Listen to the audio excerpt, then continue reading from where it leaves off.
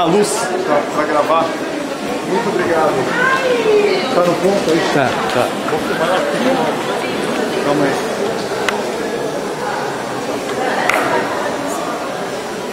Tá no ponto? Tá. Centro Cultural São Paulo, viver a cidade, a revolução, somos nós, Daniel Ferreira, e ela, a nossa grande musa, Bárbara Eugênia. Bárbara, fala um pouquinho do seu sentimento em relação ao Parque Augusta, ao Parque da Cidade Erótica, da Cidade Lúdica. Precisamos de mais parques, precisamos de mais verde. Chega de edifícios, chega de estacionamento, árvores. Pede pro Haddad. Tem um tiquinho assim de Mata Atlântica ali, né, ainda. Vamos Isso. preservar. Tá só na sua mão, prefeita Fernanda Haddad. Aprova o Parque Augusta. Valeu, Bárbara. Valeu. Obrigado, valeu. Tamo junto. Bárbara Eugênia também junto com o Parque Augusta. A revolução somos nós.